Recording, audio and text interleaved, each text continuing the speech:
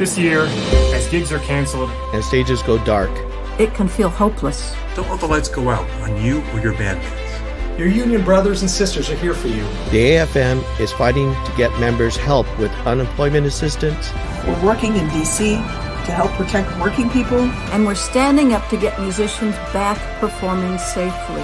And most importantly, we want you to be healthy both physically and mentally. Please reach out and check in on your friends. It's okay to ask if they're okay, and it's okay to not be okay. We will return again when the curtains call.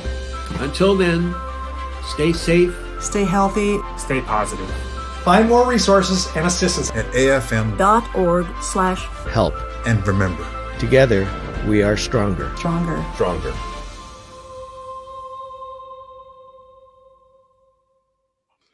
Good afternoon, good evening, good morning, wherever and whenever you're watching us here. Welcome to another episode of Conical Supremacy. My name is John Noreko, and I want to thank each and every one of you for tuning in today. As usual, I've got my co-host here, the guy who thought this thing up, Mr. Doug Tornquist. Hey, Doug, how's it going? And some of you will notice that we have a third window open already. Go figure. And Doug, I need you to introduce Bert. Well, Bert is a man of so many dimensions that I still don't know all of them, but I've seen Bert in a few places. We met, there was a phone call, it was close to 40 years ago, and Bert asked me to sub for him. He was a very hot, up-and-coming freelancer here in Los Angeles, and he asked me to sub for a gig, and I remember I took it. Then later, Bert became known, associated with this magical group called the Troubadours. And the Troubadours, I mean, the history of the tuba quartet may be disputed, but I would say the Troubadours put the tuba quartet on the map. They were Absolutely. Playing at Disneyland. They made albums.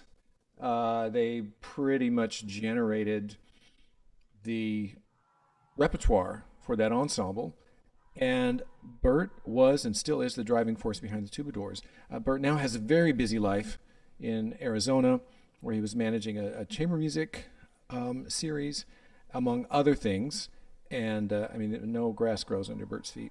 And we brought him on today to talk about number one, a little bit about the past of the Troubadours. We're going to bring him back in 2 weeks when we have a Troubadours reunion, but Bert is doing some very exciting things to celebrate a very special anniversary of the Troubadours.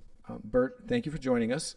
Absolutely. Thank you, Bert, for hanging out. And I'm so looking forward to the quote-unquote Troubadours show coming up, man. It's everybody out there, it's going to be a who's who of who. And I'm really looking forward to it, man. And thank you so much for taking the time today. Please, tell us what you're doing and plug whatever it is you want to plug, my friend. Well, first of all, thanks to Doug for the invitation. It just came out of right field, and Doug is one of those people who I respect tremendously. We go back, as he said, some 40 plus years ago. And when he talked about this opportunity, it was very interesting because just a couple of weeks before that, my wife Rita and I were talking about Jim Self, who is very instrumental in having put the Troubadours on the map. And out of the blue came a call from Jim, and we got to talking, and it was a golly, it was honored. It was an hour and a half phone call. We caught up on a lot of different things. I've done a lot of different things. I'm very, very honored to be in the midst of so many people, and particularly today, and your audience. The guests you have coming on today are very esteemed individuals, very fine musicians, very fine players. And on top of it, I think the most important thing in this business is they're fine people. I have been blessed in many ways to work with some really remarkable human beings. Doug had referenced my tenure here in Arizona. We moved to central Arizona back in 1974. And it was very curious because the man whose position I took at that point was my first tuba teacher up here at Northern Arizona University in Flagstaff for the summer music camp. And it turned out that he was a very, very close friend of a dear friend of mine, longtime mentor, and the fellow that many of you might have seen who put this book together, the quartet book. I don't know if it's still around or not, if Miraphone is distributing it or not. Awesome. nonetheless, Bud Gould went to school with Roger Vaughn. And Roger was one of my first tuba teachers at Cal State Fullerton, where I ultimately graduated. I was told if I didn't graduate when I graduated, I'd be given the first honorary degree. And if I went for 4 years, I would have been given a true 10-year degree. So long and short to it all, it's really and truly, this whole music business is a matter of friends with friends and opportunities that we all work together and perform. And really, it's the extraordinary musicianship of so many people that many of our viewers know that when you sit down with friends, and many of whom are perhaps stronger musicians in one area or another, that we all step up to the plate and we find that we become more and more articulate in what we have to say in our music, and we continue on. So with that, it was very interesting because in 1975, Jim Self had been at Cal State Fullerton now for 2 years, and he put together his Oktoberfest. And at that Oktoberfest was Tommy Johnson. And those of you who don't know Tommy Johnson will know that you'll now know that he was one of the real icons in the industry and in the business. And through many of his students, a lot of opportunities came up, and Tommy came out and played. And after we had the Oktoberfest there, it included the formation of the Troubadours, which was Frank Berry and Scott Lykin and Ron Davis. Ron Davis now teaches over at USC. Isn't that right, Doug? Or that's Southern Carolina. East Coast USC. That we all got together and played. And then Roger Vaughn gave me a call one day and said, Bert, right down the street from me in Placentia lives Stan Freeze. Stan himself being an absolutely remarkable tubist and a very, very fine musician. And he was for many years the director of Disneyland Band. And I might also add that he was the first tuba player to be on the kind of music that I like, and that is hee-haw. And he did his thing there and set the world on fire. And so we went over to his house and we played for him. Roger had done a couple of arrangements for us, and Stan said, "You guys are hired." That was, I think, in November. So we soon found ourselves ambling and rambling up and down Main Street as the four of us. Roger Vaughn having done many, many arrangements, Scott Lykin also having done lots of arrangements, and Frank Berry as well. And so that started the Troubadours. And we were there for the winter, the holiday of 1975, and worked through 1986. So through the course of that time, as we really do a little teaser for an upcoming show with the Troubadours reunion, we really began doing some work in town and writing some more charts, and more opportunities came up. And as we continued doing our work, more arrangements came through, and more opportunities came through for us. And we were invited to come back the following year in 76. And by that time, I had been at Cal State for a couple of years, and it was really a lot of fun to get back the second year. And Ron and Scott were both really wonderful colleagues, Frank as well. And it was at that winter time that we had come back from a break that the name Troubadours came into my mind, and that's how everything came about. So during the course of the many years, some really wonderful people have played when I was there in Los Angeles or the Los Angeles area, and too many names to share. And when you share one name, you run the risk of forgetting one person or another person, and don't want to do that. But Cal State Fullerton was a very, very important component of my life. And those of you that are watching and listening know that Dave Holben is teaching out there now. And there are many rich opportunities. And playing in an ensemble is really, really very, very special. It was a conversation I heard one day with one of the great pianists of all time, Leon Fleischer, who in conversation with him in discussing chamber music, because really and truly four tubas is what I like to talk about as being heavy metal chamber music. I was talking with him, and I said, "What do you look for when you play chamber music?" He said, "I look for, number one, compatible friends." everybody that has learned to hone their art and play their own part. But the most important thing, this is, I think, what I want to share with everybody, is that we listen to one another. Absolutely. Listen to others Absolutely. more so than we listen to ourselves. Because when that happens, we begin to develop pitch, we begin to develop rhythm, and those friendships that have brought us all here together are vast, plentiful, and those most rewarding experiences you have in your life. That's the magic, man. That's the real magic. It really is. And whether it's in one capacity or another, whether you're playing in a brass quintet, I still remember playing in a quintet with Rick Todd, and I think it was Bill Bing and Mario Guarneri, and who else was there? I forget who played trombone, but it was really an extraordinary experience for me, because when you're sitting among other artists that are really accomplished, you step up to the plate. You got to come up, man. I love that. You got to come up.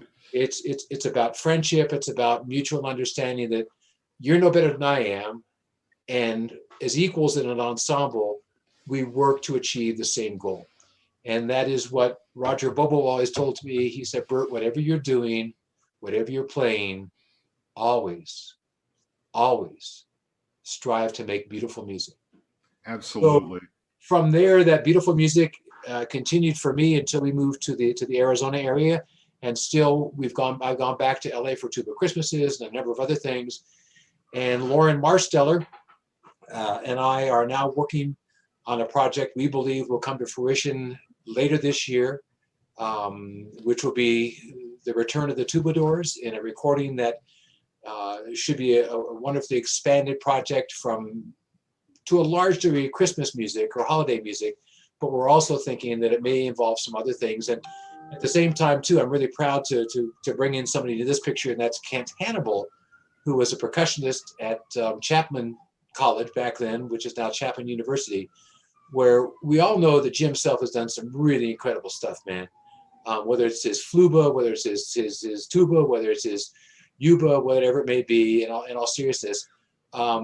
Jim, in his Hollywood 12, brought in some fabulous percussionists into that project.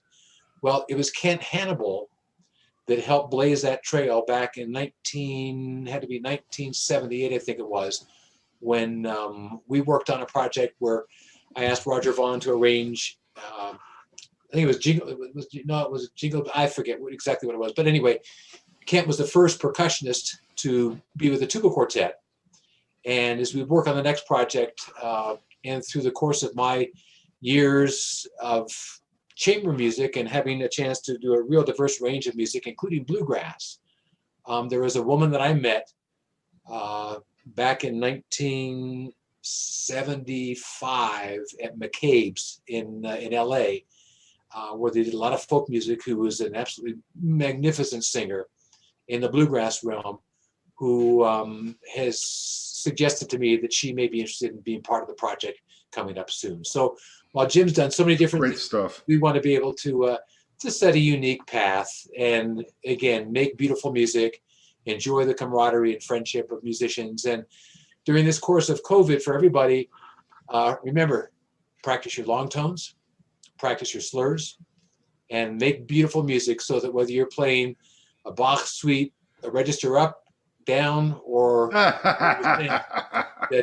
you strive to make beautiful music, and that you lead the way so that others can follow in your footsteps. And everybody that's on the show today, I'm very honored to lead off with you and express my thanks for the chance to be here. And I'm making all my phone calls right now. I feel like Santa Claus, working to get everybody from that. I've tried to count all the different casts that are played in the band, and during my time there, and Lauren having taken over for me being in Arizona and he being in LA, there have to be probably 70 individuals that have played with the group. Absolutely. So it's a lot of fun.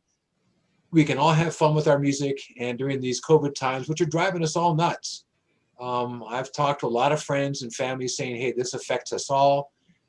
Keep the faith, keep your understanding and appreciation of your fellow musicians and your family and your friends, keep tight.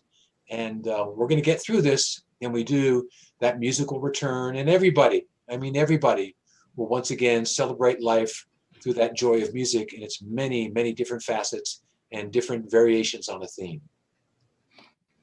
Amen, Bert. And thank you so much for being here today. I just want to tell the audience out there that Bert's going to be back with us. Is it 2 weeks, Doug? Yeah. Are we thinking 2 weeks? Yeah, that's what we're working on. This is going to be great. So everybody needs to show up 2 weeks from today on Conical Supremacy for Bert and the Tubadors show, because I got a feeling it's going to be off the hook. And we've been trying to up our game on the show every week, and we just keep going, and it just keeps getting better. And Bert, I just cannot wait to like talk to you for like an hour and a half, bro. I mean, we could probably talk for 3 hours. But Doug, anything else? Thank you, Bert. Just as always, you're just amazing, and your sense of humor is great. Thank you for the history and the background. I can't wait to have a reunion and especially hear the music. Absolutely. I heard the Tubadors a few times in person. It was just incredible. I think we'll do too, Doug, is we'll probably pull out I'll send we'll get a couple CDs out to you of stuff that has not been recorded or it has not been released. Okay. Yeah, just if you can send those to our producer, you know, we'll be down as files or whatever, Bert, and boom, they're going to be up. So thanks again, my friend. And I hate to say it, but we got to move on to our next segment here. Great show. So, and this week, Doug, Bert, could you mute your video if you don't mind, please? Sure. Thanks, man. Anyway, Doug, so were you busy this week? You had a couple of gigs. Yeah. And which I was really glad to hear. You had 2 sessions this week. So you want to talk about that a little bit? Okay. Yeah. It was. I mean, you're working, my friend. Everybody's got to hear. I'm so lucky. It was back to full speed ahead. I mean, full week of teaching, and my students are just doing great. I am so optimistic right now, and it's completely illogical, but I'm getting such good energy from my students right now. They're doing great things. There just seems to be so many possibilities, and then I got to go work. One was for music in a theme park, and then we worked on a movie for 2 days on Thursday and Friday.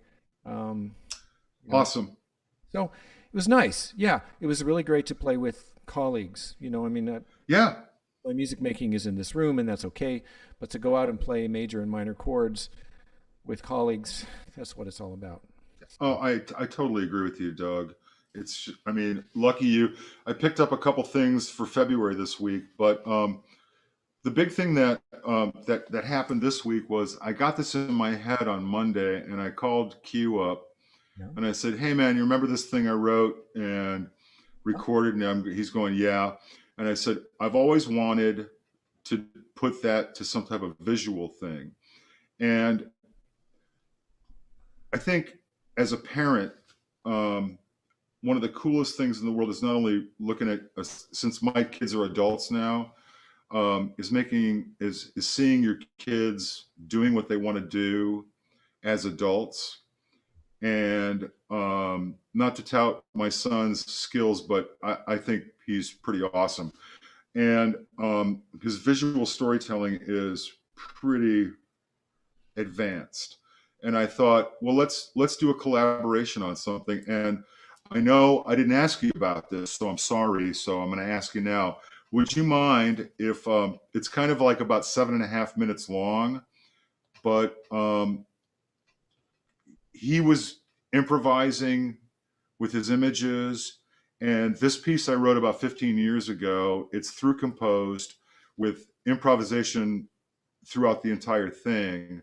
And it's only 4 voices. It's trumpet, soprano sax, tuba, and drum set. And I use the drum set as a voice, as it were. And I've always loved this piece. Mark Massey told me once, we played it on a gig, and he sat out and listened to the whole thing, and he goes, "Man, this is really deep." So I hope the audience doesn't mind a little esotericness right now to lighten the load, but here's a piece called Tanis. Okay.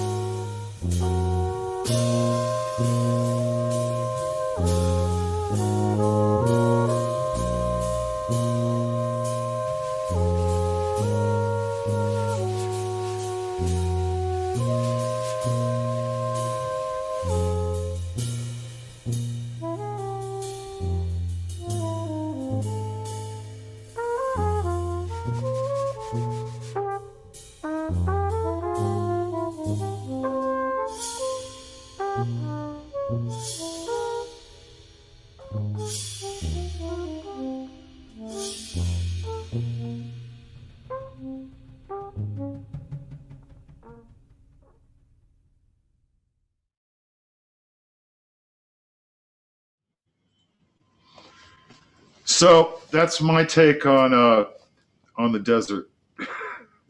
Comments? John, that's just amazing. Um, Personally, what a cool thing. And secondly, every time I hear you play, whether it's live or a recorded medium, I am just astonished at the sounds you get. Oh, well, thanks, man. It's it's so wonderful and nice to hear. And I have to listen. It's like, how did he do that? And what is he doing? And do you think I could do that someday? I mean, John, Oh, you can totally do it. I have no friggin' clue what I'm doing. I mean, I'll tell you that right now. Man, everybody always asks me that at the park too. How do you make it sound like a bass? I don't know. I just try. well, I mean, I mean, obviously, try and then hope to fail miserably. obviously you are a shaman, and I honestly hope that tuba.shaman is available as a domain. If anyone- Hey, you know what? I thanks a lot, especially our guests here, for putting up with Quinn. What'd you think of Quinn's visuals? I thought it was really, really just seamless and cool. See, yeah, dude. See, kudos to everybody, man. Right on. So, hey, just to get on with the show now, and we've got four really great guests here today, Doug, and I'm really glad that you guys had the opportunity, not so much opportunity, but had the time to kind of check in with us today. I'm going to go kind of like this way. So we've got from Fullerton, David Holben, yay. One of my dear friends, and actually one of Doug's ex-students, and also Robert Murray's master's buddy, Mr. Joe Jackson. Hey, How you doing, Joe? I'm And good, then man. over here we've got India Anderson, who I'm just really impressed with, and she's really trying to make a difference in the tuba community, and she's actually one of Doug's students.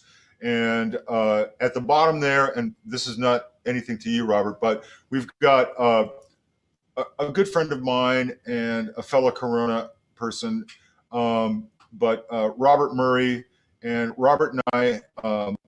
Robert gets to play in the Disneyland band 5 days a week, and I'm over on the other side of the park playing 5 days a week. So the people that we have here today, I think, is a really good representation of what is going on here in Los Angeles tuba-wise, but also we've got a lot of different styles going on today. And I'd kind of like to start off with the whole education thing. And India, I especially want you to chime in on this too, but David and Doug are teaching college. Joe, you're teaching like junior high and high school type stuff, right, man?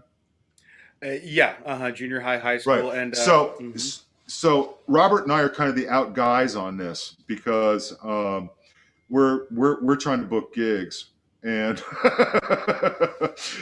and at least try to play and do something. But from an educational standpoint, I know Doug and David have been dealing with a lot of Zoom. Joe, you've been dealing with a lot of Zoom as well, correct? Correct. Mm-hmm. So, and we've talked about this on the show quite a bit. And Doug, maybe you can lead off with this. We've talked about the trials and tribulations of this too, but having India here on the receiving end of things, I think. So actually, let's start with India. I mean, India, you're finishing up your senior year. You had to do last semester on Zoom. You're doing this semester on Zoom. Do you find it better, worse? Is it? I mean, and luckily you've got Doug around. But from a student perspective, I mean, how's it going, man? You know what I'm saying? I mean, it's really kind of difficult for us because we're always talking to people instead of on the receiving end of stuff. So you got a take on that today, man? Yeah, I mean, I think purely from an academic point, Zoom is worse. You can't get the ensemble experience or the relationship with your professor that you would get in person, from the Zoom platform. But outside of that, like just purely talking classes, I've actually really enjoyed this year, probably more than any year I have at USC, just because things being online, like everything is like more efficient. All of my ensembles, we don't have rehearsals now, we're just recording. So I really like that aspect of things. And I do miss rehearsals, but what I really like is, a lot of my classes are online, so that takes out the travel time. And then all that extra time I've found I really have been enjoying putting it towards my personal projects. And I found it's easier than ever, really, to collaborate with other people. I think, yeah, no, sorry, honey, but I just want to stop you there because the personal project thing, I think, is really kind of cool. Doug and I have talked at length about this. And Doug, I think you said to me, that's one of the most impressive things that from your students. And also David has been doing this, having to do a similar thing as far as that. That's right, David? Yes, sir. Yeah. So I think if you don't mind, Doug and David, if you guys can talk about that whole thing about being impressed with your students recording, taking care of business, or not taking care of business, because Robert and I are kind of out of the loop on that, and I'd like to hear what you guys really have to say about that type of thing. Doug, feel free. Go for it, Dave. I just been John and I were talking yesterday on the phone about this, and I'm really impressed by their passion, even at staying at home, stuck in their dorm room or stuck in their small apartment, annoying the neighbors with their tuba action. I'm impressed by how much they're putting forth the effort. And you alluded to some of them not. It's really hard, and I think Zoom, there's a huge disconnect between the teacher and the student about what's expected of them. Sometimes if they have a question in class or if they have a problem with an assignment, there's a huge disconnect between the teacher and the student and vice versa. And I think the tuba lessons are the one place that I've really tried hard to connect with the student. And because it's one-on-one, there's still a barrier. There's still, the problematic stuff of recording and hearing what the student is trying to accomplish. But in the bigger classes, I think, like music theory or music history, or maybe some of the gen eds, there's a ginormous disconnect between the teacher and the student. So we really have a fortunate seat to be a mentor to the younger generation of players, to have that one-on-one time with them, and to encourage them to open up, and play and talk, and do their thing. So. Yeah, well, one of the things I really enjoyed that you invited me to for a while is that you were doing with your studio, and whoever else wanted to show up, was a tuba coffee hang, basically. I just wanted in to the open afternoon. up. I just wanted to open up that avenue of And chatting. dude, I think hanging out. I think that's just awesome. Both Joe and I showed up a couple of times. Joe and offered up some stuff, and I think it's just really great to have that type of thing going on once a week. Are you still doing that with your students this semester? It hasn't started up yet, but we're going to. I have to say that some of the guys that you heard play have come such a long way in such a short amount of time.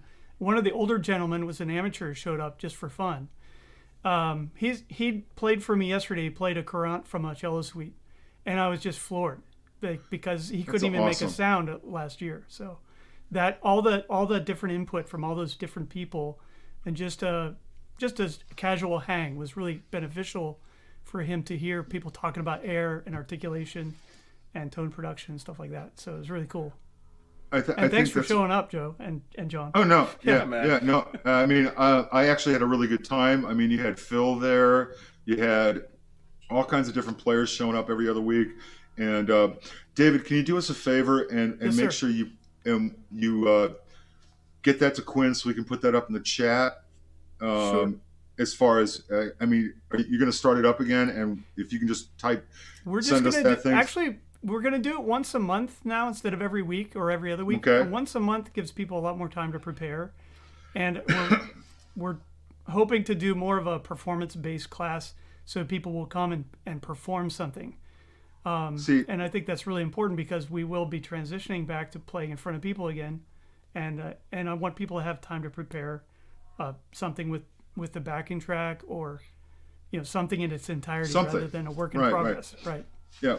Well, speaking of work in progress, David Holben, I don't know if you guys know this, but he likes to stay busy, and and I want to play a thing right now that David just finished up. It's not the new one. We're going to play that after that. Sure. But this one is with your wife, and who's on piano again? I forgot. Her name's Rose Chen, and she and I have performed together in the past. What you're about to hear, if I could plug it, is yeah, absolutely. It's like a Hallmark card of I'm thinking of my musician friends. It's like a virtual hug saying, I miss you guys. I wish we could play duets together, or we could play in ensembles together, and I hope you're doing okay. It was also made in memoriam of Andy Osmond, a gentleman who really made me feel at home once I first moved to California, and he recently passed away from cancer. So it was my wife's and I's sort of a memoriam to Andy and all that he's done for the students at Poly High School in Long Beach. But also, it just became this thing that I was sending out to my friends going, I hope this brings you a moment of peace in a really turbulent world. And this was in May, something way back when coronavirus was just hitting us. So hope you enjoy it. I'm looking forward to it, man. Hey, cue it up. Here's David Holben.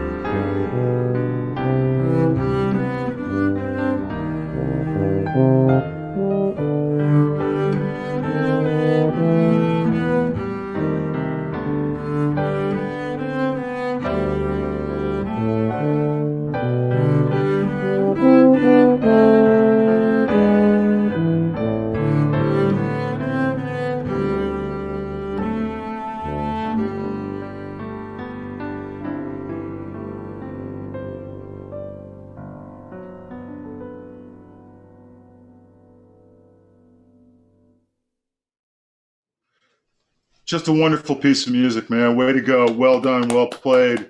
I mean, I mean, Doug, living with another musician, I don't know what that's like. I mean, do you?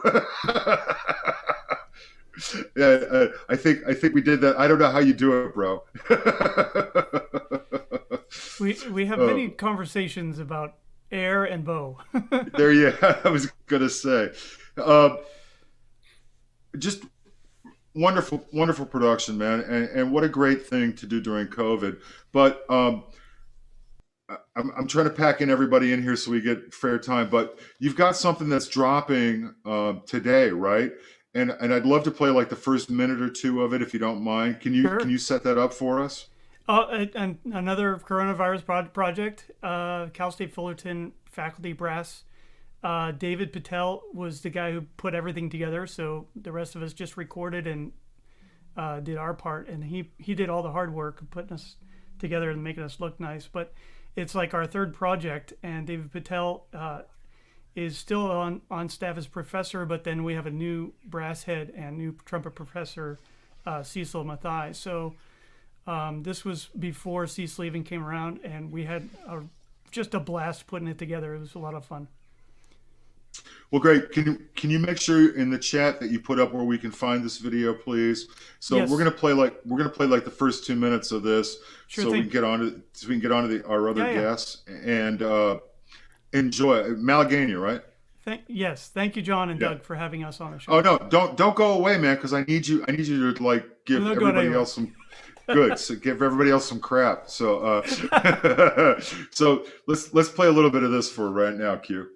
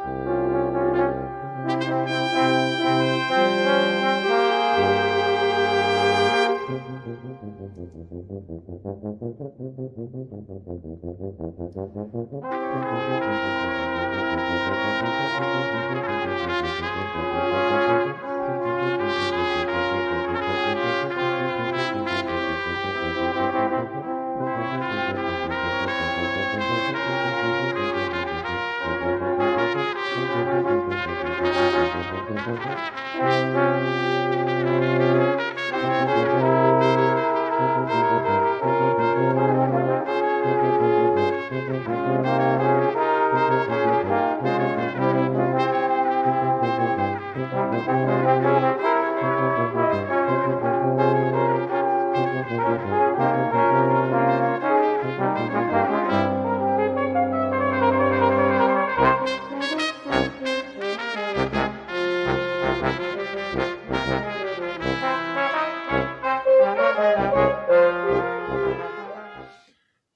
right. I don't want to give it all away. I don't want to give it all away because it sounds friggin' awesome. Nice playing, Dave. I mean, really nice stuff there. Thank you. So everybody make sure you go check out that thing. Check out Dave Holben's Coffee Hang on the weekends. And we're going to segue into Mr. Joe Jackson over here. Now, Doug, I think you should be the one to introduce Joe. Because I think the story when you first met Joe is so cute and awesome. When was that, Joe? You know, It was, I think, must have been mid to late '90s. something like that. Yeah. Yesterday. Yeah. And I came to your house and we had a lesson. And how did I find out about you? For Erie Leaders, right? Cal State Northridge? Could have been. And then I'm trying to think. Dave Amison, for some reason, comes to mind. I worked with Dave at Hamilton High School many, many years ago, and I think he recommended you and a few other guys. And then we spent a little bit of time working through Amuse Music up in Palos Verdes. I don't even know if they're there anymore, but yeah. So I think there's a couple of different ways that we got in contact. And then you and you did some of your bachelor's at Long Beach when I was there. That's right. Yeah. And you were in my tuba ensemble. In fact, I have a picture of you on my wall here. Oh my God, that tour we took to Modesto. Do you remember that? Oh, wow. Yeah, I remember. Wow. I can't even imagine you taking a tuba ensemble anywhere, Doug. Went to Modesto, and there was a sign on the street that said concert tonight, and people came. They were bewildered, and I remember this guy who ran it. His name was Buck, and after the concert, he took me in the back room. He wore like the green visor, and counted out the money. I mean, it was like some scene out of the 1920s, He counted out the money. He's like, well, here's your cut. Here's mine. Okay. And boy, I don't know what possessed us, but we took a tour. And then Joe, you did your master's degree at USC. And I remember coaching you in a brass quintet. We took that brass quintet to the Coleman competition. We did. Yeah. Mm-hmm. Morning music. Wow, that group sounded great. Anyway, highly esteemed colleague. Absolutely. And Joe's made a name for himself. You've done a lot of playing and teaching, and I'm delighted to have you on because I want to know what you've been up to. Yeah. Now, before you answer that, Joe, Robert, because I want to bring Robert in because he's been sitting there on his hands, and so Robert told me that you and Joe were doing your masters together, and then Robert said, "Yeah, I was just copying Joe." So what's that all about? Yes. So I got to say, it was we did our masters together at APU, and it was his tuba in particular. We happened to have the same F tubas already, but after I heard him play C tuba, I was like, "What is that horn?" I mean, it's a beautiful tone and everything. He's got the Neptune, so it took me a couple of years, but I found one, and man, it's killing. So we happen to have the exact same horns now. I mean, they're probably off by a few years, but yeah, Joe's a great guy. So I got to know, and Doug, I want to ask you too. What's with the Neptunes, you guys?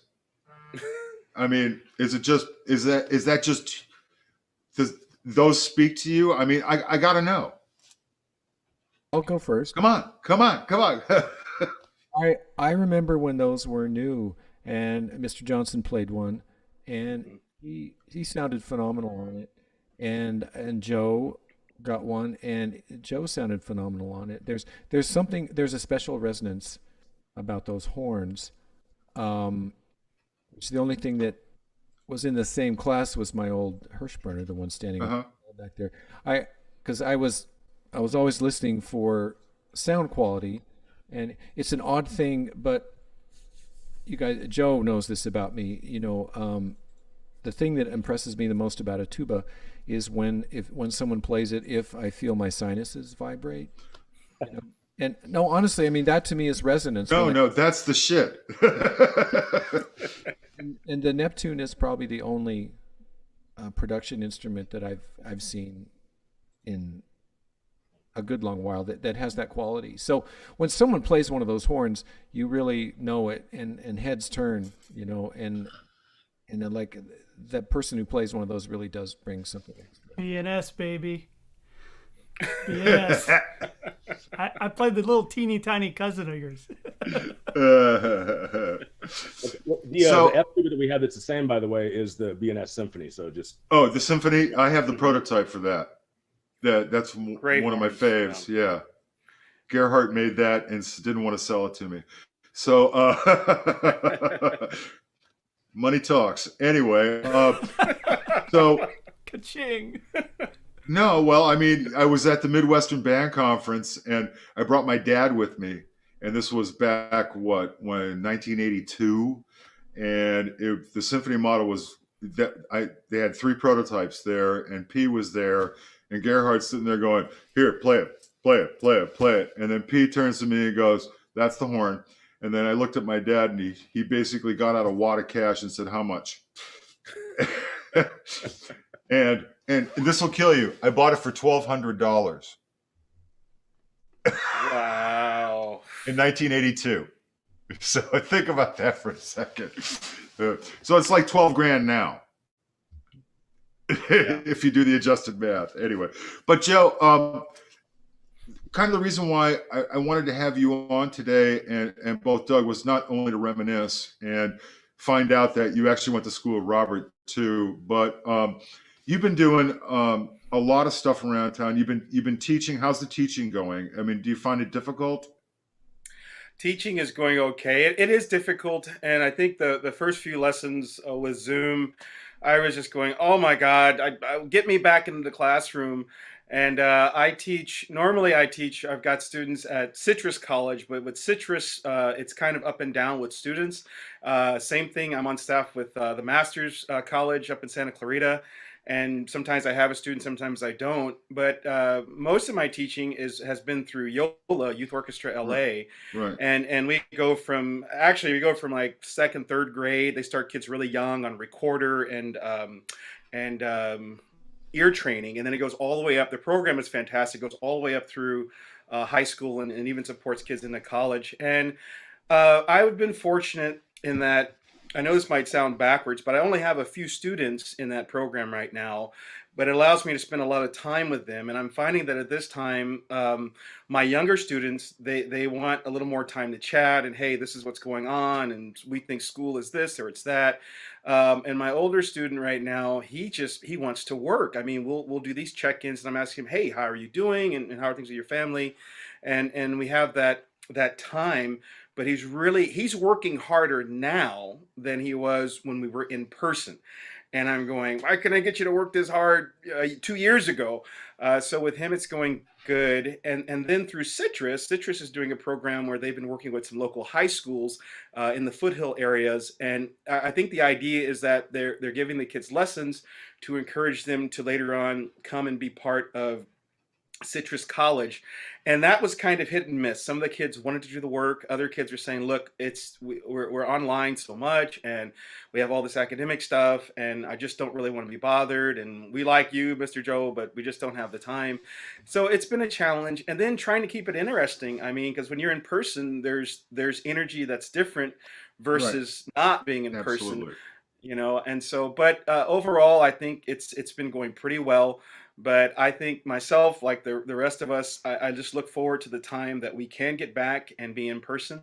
But in the meantime, I'm just trying to use Zoom the best as I can and play with audio settings and also I'm learning a lot from my students. They're exposing me. One of my younger students, he goes, "Hey, Mr. Joe, have you ever heard of K-pop?" And I go, "K-pop." I felt like the guy that never heard. I go, "What is that?" And he goes, "It's Korean like pop music." And I go, "All right, let's check it out." So we're sitting in a lesson, and he's teaching me about this style of music. And I say, "Hey, who is this artist?" They go, "Oh, Mr. Joe, this artist does this." And I'm going, "This is so cool." But that's kind of one of the Absolutely. reasons. That's one of the reasons we teach is that our students teach us. So it's okay. But man, get me back in as soon as it's safe. Get me back in the classroom, please. Yeah. Well, hey man, I totally feel you on that. And but one of the other reasons why one of the things I wanted to bring up is that with your Zoom stuff, you've actually taken the time to do a Sunday offering, as it were. And I really got to hand it to you, man. All this stuff is really getting good. For those of you out there who haven't checked it out, go to Joseph Jackson and you can see all the videos that he's put up. But one of my favorite ones that you sent us today, and just be prepared, we're going to tear you apart when you're done. Thanks. Is being most facetious. And you just played the living snot out of this. And it's become kind of like a tuba rite of passage, playing all the Snowdicker's stuff. And right. I got to hand it to you, bro. I mean, the duet that you did with yourself is just great tuba playing. And I'd really like to bring that up right now and have the audience and everybody here take a listen to Joe Jackson really just tearing it up with himself. Quinn, can we play that, please?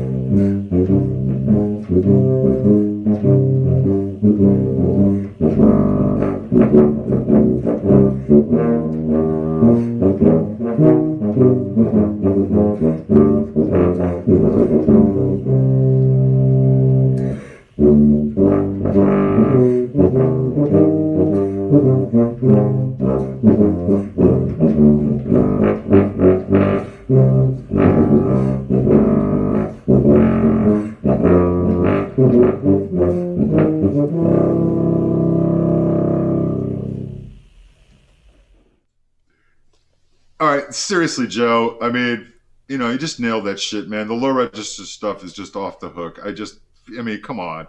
Anyway, so Dave, say what you were just saying while he was playing, and I thought we weren't going to talk over when people are playing. Anyway, sorry. Yeah, Dave. I'm sorry. Yeah, Dave. Admonish. No. What were you saying to Joe? Joe and I did a joint recital of SCS BOA repertoire, and at the end of the night, when everybody left, he and I hung around and we read some of these duets because I think the book had just come out, and we were itching to play the duet parts to see how they sound with one another, and I think we both left a little bit lightheaded. It's a lot of lotion.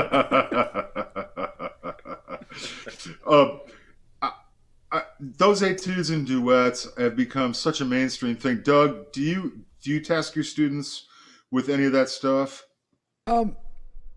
No, I love it when they play this, but I have other things I go to. So, and what would that be, man? Just out of curiosity. You know, for me, it's all Mickey all the time. Oh, Mickey. Okay, cool. No, I totally get it. I totally get it. And Joe, thanks a lot for that, man. I really appreciate it. And You got it, man. Not to breeze over, but I got to bring Robert into the mix here. And Doug, you don't know Robert personally, do you? First time. Nice to meet you. First time. And I can't say enough good things about this guy. Really great human being, a great tuba player. And the entrepreneurial spirit that you have, my friend, just blows me away. I wish I could be as driven as you. Robert is like me, like I said earlier, Robert is the 5-day-a-week guy in the D band. And when he's not doing that, he's running his own empire, as it were. The La La Brass Band and a number of different ventures to keep busy. Robert, you also, and here's the thing, he got married during COVID. Yes. Man, you and Adrian, I mean, you guys were laying for this, and then all of a sudden, I mean, it was just the right time to do it, right, man? I mean, it had been a 1.5-year engagement already that was planned, and then it was like, well, COVID now, a couple of months before the wedding, and it was like, look, nothing's changing with us, so it made sense to make a little pivot and do something here. Having us on, by the way. I think it's free. I just think it's awesome. I love both of you. And Adrian, for the audience out there, Robert's wife, Adrian, plays reeds, correct? Yep. And she's quite talented. And having two musicians in the house now is it's kind of like with Dave and his wife. I mean, do you find yourselves doing this every now and then, or? Not musically, honestly. That's we cover different sides of the spectrum and what we go about. So it's been fun. It's kind of just growth. Been good. Well, the one thing that I don't think the audience really knows is that Robert got in his head that he was going to have chickens, and I have to tell you, and Tammy and I went over there. What was it, a couple weeks ago? And we got some eggs from his chickens, and I have to tell you, man, the green egg, the one that was green on the outside, was the absolutely tastiest one out of all of them. I'm just saying, I don't know what you're doing over there, but those eggs are happening, bro. Hey, I appreciate it. Yeah, it's one of the we've got like 28 chickens right now. It's a whole thing. I have family who. I grew up kind of hanging out in the summer, raising chickens and doing all sorts of things on the farm. And we bought our house last year, and we're like, hey, let's we're zoned for agricultural and residential, so let's have some chickens and do some eggs. And then we got too many eggs, and we had to sell the eggs, so now we're doing a side business with that. And Tammy was our third customer, actually. She bought some eggs, came over and picked them up and everything. And Grey Goose is our good layer. So. I mean, Robert, this really speaks to your entrepreneurial nature. La La Brass. I don't think maybe the rest of the guys here, or the rest of the girls, guys and girl, sorry. See, I'm thinking you're just one of us, India. So it's all good. Dude, the band rocks. You've kind of taken the whole brass band thing and kind of morphed it into your vision of stuff. And I'd really like to hear you talk about what the impetus for this was. And India's got a little brass band that she's starting as well. And that's why I was kind of glad that both of you are going to be here today, so she can take a look at what you're doing and the level of professionalism that you're bringing it forward to. But can you get into why that really spoke to you, man, and the drive behind that? Yeah, so I was never like a brass band guy growing up or anything. I learned about it about 10 years ago from Northern California. buddy of mine went to New Orleans for a few years, came back. He was obsessed with brass band. He's like, dude, you got to play tuba in my brass band. I started doing it, and it was just every gig we did was really fun. Like we didn't always make the most money because there's like 12 dudes up on the stage sometimes, but it was always the most fun that I had. So when coming down here, I kind of wanted to make something like that happen. And the one thing that I really wanted to work on was like, okay, so LA likes its clean music and stuff. So like, how do we like actually take some of this brass band influence and put it with some of my, like I'm classically trained. I want to put it with that. And I really want to elevate as much as I can, like help out on the mountain. You know, if we're all like building up on the mountain so that the next tuba players and the next musicians can do something interesting, like I want to add my little corner to that, which is, hey, let's see what we can do with this and let's rethink it. And it kind of goes back to like Pat Sheridan once said, like he was all about this idea of I guess kind of, it doesn't matter what instrument you play, you know, it's just music. You know, Bert was talking about that earlier tonight and today, and it was this idea that we should just be able to use whatever is in us to kind of express how we want to and not be boxed in, kind of change the status quo on a lot of these things. And that was my impetus for it, at least. It was, let's do brass band, but let's do whatever we can with it to make it the best that we want to make it. And there's no limit. So now we don't have to do it exactly in the traditional way, but it's really nice to go back to that because there's a really good part of that that needs to be preserved. How can we be authentic to that and be authentic still to what we're trying to do, pushing it forward? Yeah, dude. You sent Quinn, and I listened to a bunch, and I've been listening to the band. In fact, quite a bit because I dig the way you play, and I dig the charts and stuff like that. And the group itself is pretty committed, and you can always tell when people are into doing what they're doing. Booking the band, getting it out there, doing that. What's your take? And I think our audience is really going to be good because I think a lot of the stuff that you do can be translated to the individual and or the group. And what's your real focus on as far as advertising and promoting the band itself? Yeah, that's a good question. When we first started, it was definitely just, we wanted to put a few videos together to have, you know, kind of a thing that we could send as an EP, kind of little package or something like an EPK and send it out to people. And it turned into this thing where it was like, oh, this is a place where we can have a platform. And, you know, we don't make any money when we put out the videos or anything, but we get to express something very specific to what we're trying to do. And that's kind of become a lot of the project, especially during COVID.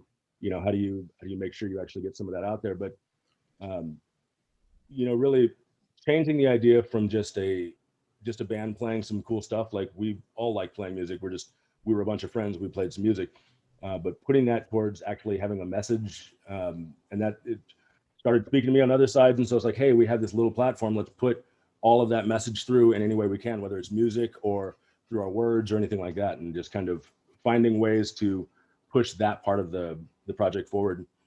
And, you know, whoever listens. So it's great. No, it's really awesome, dude. In fact, we can't really play it unless we're going to get tagged. The Justin Timberlake tune with you guys all showing up. Whoever does your video production is really good, and showing up in cars and playing the whole tune in your cars is just friggin' awesome.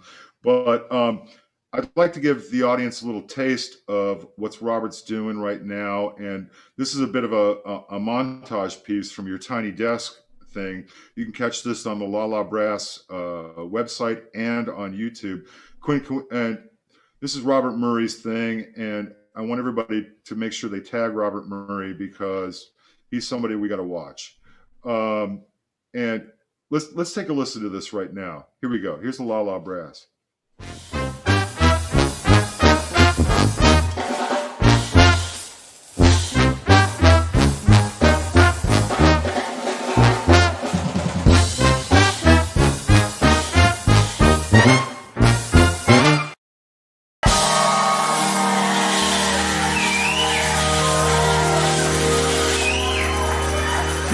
Thank you so much.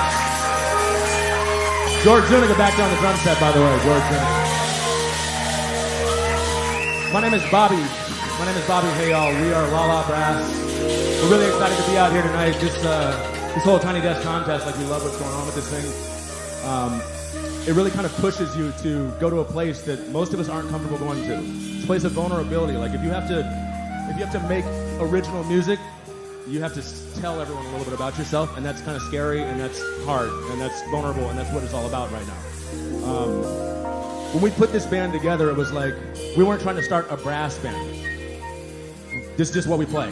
Like, I play the tuba, and I wanted to be in a band, and these guys all do that, so that's what happened. So I guess we have a brass band, but really, we're trying to do this project where there's no limits based on what people say we should be, what people say a brass band's supposed to be, what people say I'm supposed to be, what people say Ramsey's supposed to be, what people say any of the people in this band are supposed to be. Like, we're just trying to do our thing because we love music, and we love sharing music. We love sharing music with all of you guys. We're so happy to be out here tonight and get to actually perform for you guys and have this platform, because it really gives us a chance to do a little bit of what we love and spread that. This next piece, I wrote it like 3 weeks ago, and then these guys helped me kind of flesh it out, and like we made it a real song. And it's all about that whole thing. It's called, oh, this is the first time we're playing it, by the way, so, oh yeah. This is called Leap of Faith.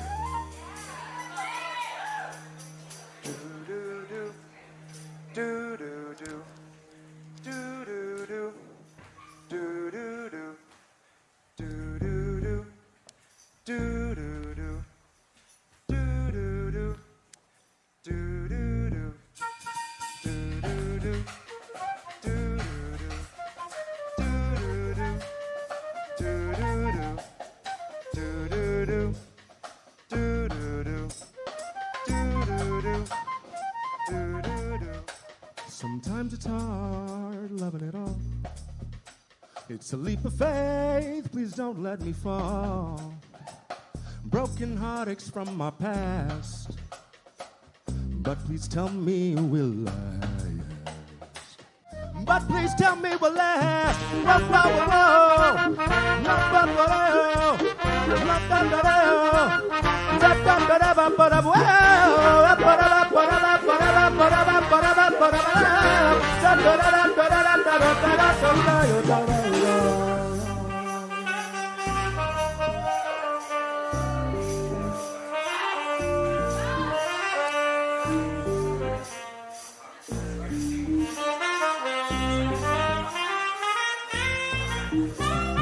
Swimming in the rhythm of the beat of your heart, holding me close like we're falling apart. Blinded by the light, but now I see you. Said I'm wishing that somebody would hit me. And we're swimming in the rhythm of the beat of your heart, holding me close like we're falling apart. Blinded by that light, but now I wish somebody would hear me. Wishing that somebody would hear me.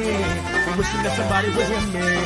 I'm wishing that somebody would hear me. Yeah, yeah, yeah, yeah.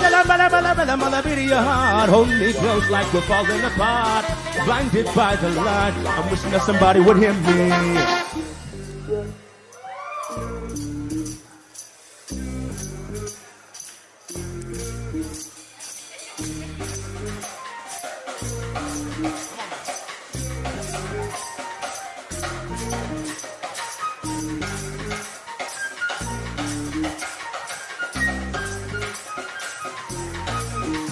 Sometimes it's hard loving it all. It's a leap of faith, please don't let me fall. Broken heartaches from my past, but please tell me we'll last. But please tell me we'll last. Whoa, whoa, whoa,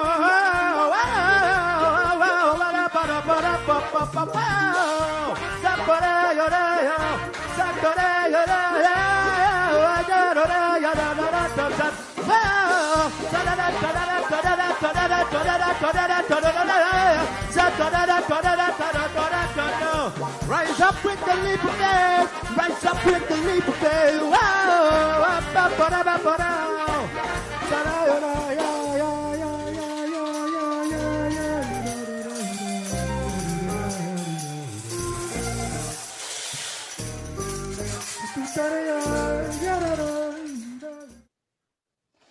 All right, so Robert Murray and the La La Brass, man. I mean, just Robert killing it, bro. Just absolutely great. I'm not getting any audio, Vin. All right. Can everybody hear me? Yeah. All right, cool. All right, now I can hear you. Cool. Robert, and that's just the tip of the iceberg as far as the band is concerned. I wanted to play that because you wrote the tune and kind of showcase that type of thing.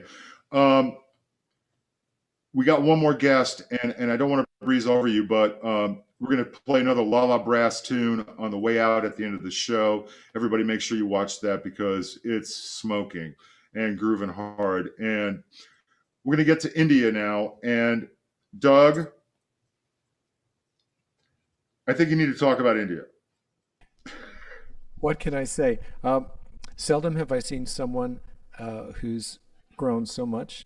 India's in her last year as an undergrad at USC. And I remember she walked in and she carried this object with her. It was so dented. I mean, you could hardly tell it was a tuba. And and yet that day and every time she plays for us, everyone always says, India, what a great sound you have.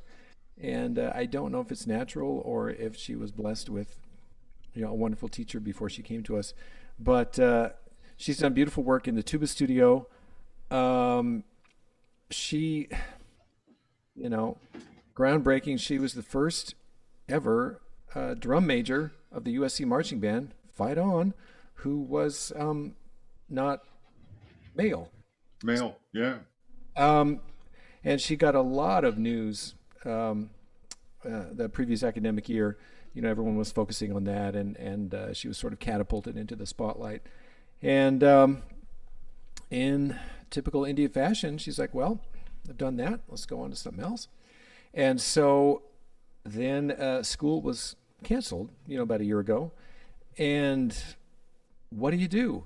Well, she went and spent some time with her dad. And with the time on her hands, she learned how to use Pro Tools. She learned how to record herself. She learned video editing. And she started her channel. She made, 30, 40 videos on there. She got a lot of notice. She's been even on radio shows.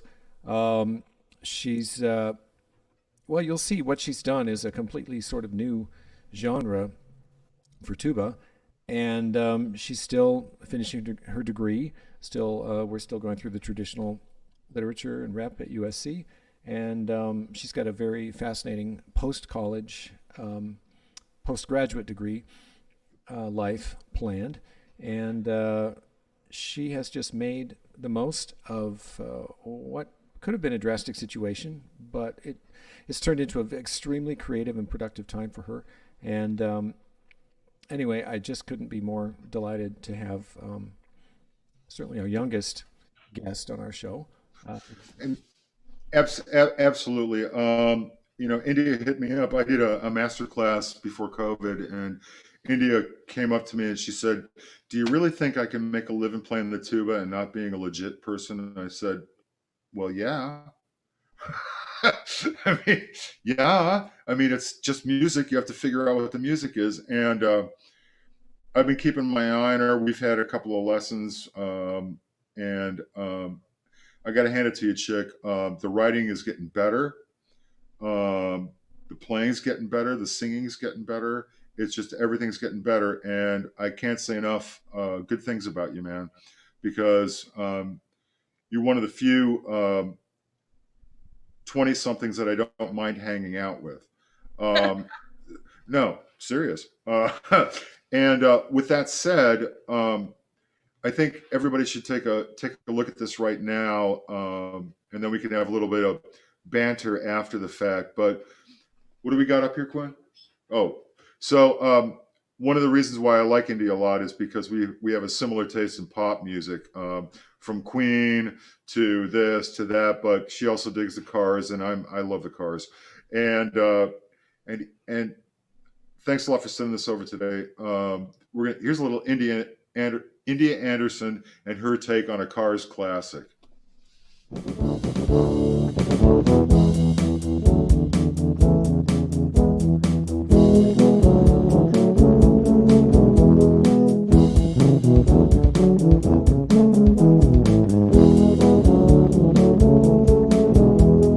I can't feel this way much longer, expecting to survive. With all these hidden innuendos just waiting to arrive.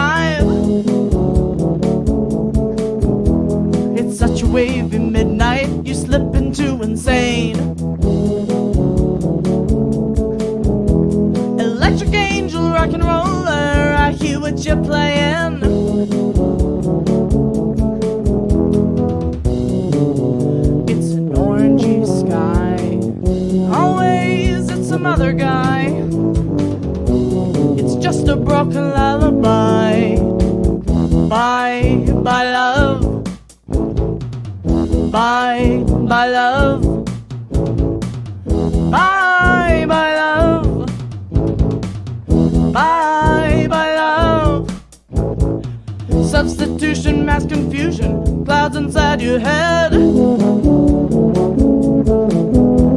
involving all my energies until you visited.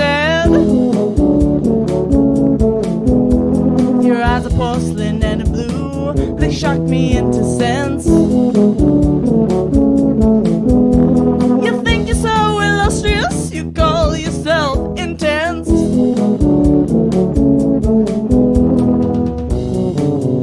It's an orangey sky, always with some other guy. It's just a broken lullaby.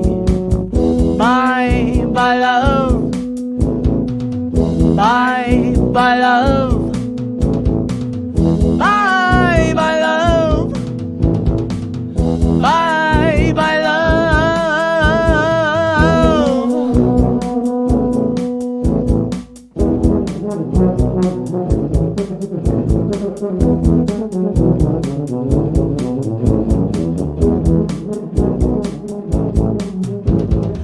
Substitution, mass confusion, clouds inside your head. We're fogging all my energies until you visited. Your eyes are porcelain and blue, they shock me into sense. You think you're so illustrious, you call yourself intense.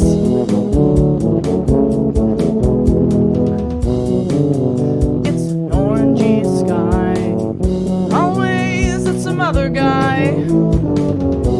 It's just a broken lullaby. Bye, bye, love. Bye, bye, love. Bye, bye, love. Bye, bye, love.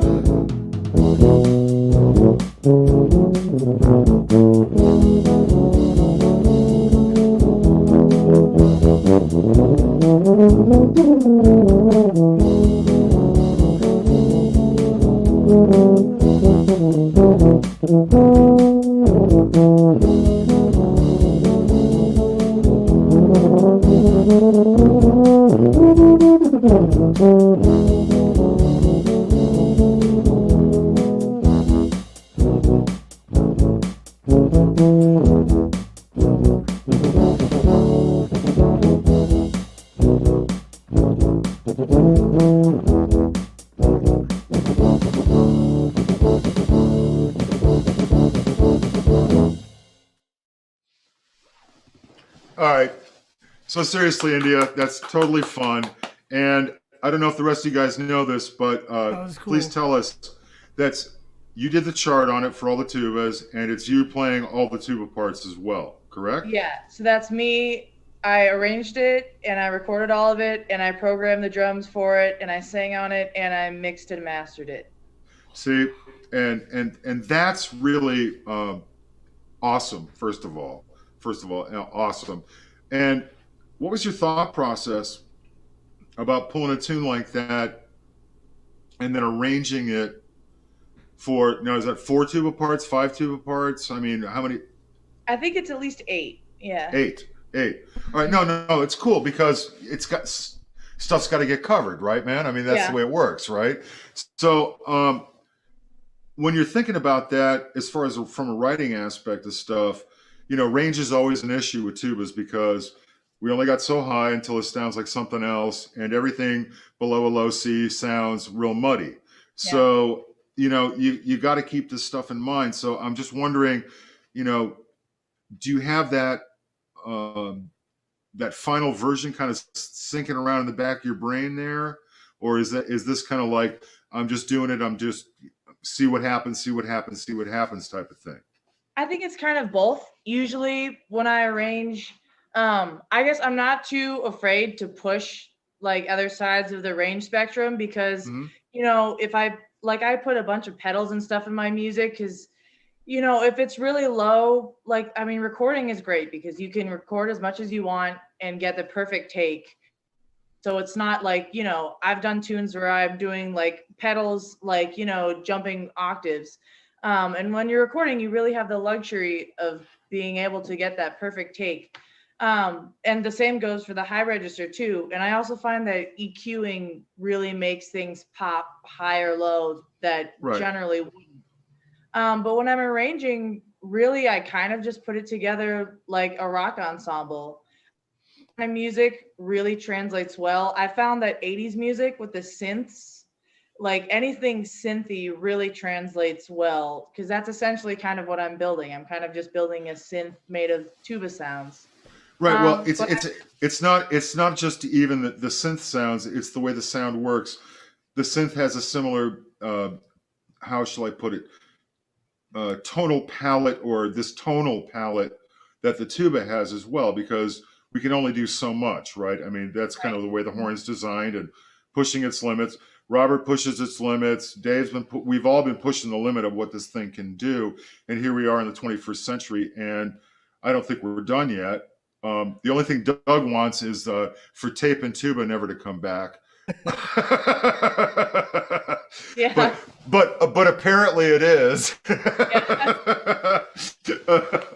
But I think it's really interesting having all of us here today to really kind of see what's going on and what people have been doing and continue to do, trying to push the envelope on things. Dave has been doing all these kind of, you know, great brass quintet. I mean, first of all, to have a brass quintet like that, I'd kill for it. What a good time that is. But being able to duo with your wife and play interesting stuff that's not normal. Joe, some of the stuff you've been doing, like with you singing and playing at the same time, that stuff is just awesome. Robert, you're pushing the limits of what a brass band can really do and what kind of music it can do. And then here we have India, you know, just kind of turning over a new page as far as what the kids are doing. And then, you know, Doug and I are just sitting back here going, well, I'm old school and it's all good and everything, but we're trying to keep up. And you know, Doug, if you keep turning students out like this, man, maybe we just got to retire early or something. I don't know, man. So, well, hey, you know, I hate to say this, but we ran a little bit long with everybody today, but I really want to thank every one of you for your time and your talent and for offering up a bit of yourself today. I really, really appreciate that. And I'm sure our audience does too. Doug and I are luckily, we get to do this every week and have different guests. And I really think this was a really good idea this week. Kind of talk about what people here in LA are trying to get done and trying to do. Doug, you got anything else, man? I am just so delighted. The future is in very good hands. And it's great. Thank you all so much for coming and for sharing. And what an amazing community we are a part of. Thank you. Yeah, you said it, my friend. And I'd like to also kind of remind the audience, next week we got a kind of a big show going on. And it's one that I hope nobody misses. We're going to call it the Norm Pearson Show. And it's going to be a celebration of Norm Pearson's career, not only before the LA Phil, but during the LA Phil. And we've got a couple of people who know him really well, who sat next to him in Disney Hall for a while, showing up as well. So I'm sure that's going to be great. And want to thank the audience once again for tuning into us once a week. We're having a lot of fun over here. And catch us next week on Saturday at 3 p.m. for another episode of Conical Supremacy. And taking us out is going to be the La La Brass. And I just love this frigate. Which cut is this, Quinn? Is the no outlets? No outlet? No outlet. Yeah. So this tune rocks, bro. I'm just telling you, you guys played the shit out of this. So everybody have a great weekend. Have a great evening. And we're going to take you out with a little La La Brass. Peace to all. Thanks again, John. Yeah, my brass pleasure. in this town, we came to bring the funk in the sound. Now, if you want to help us break it down, count it 1, 2, 3.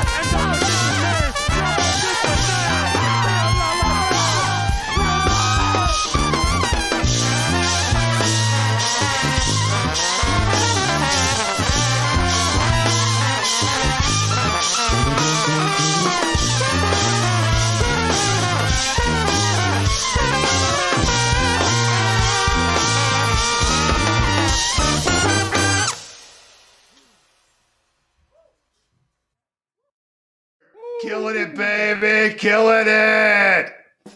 Hey, guys, thanks so much.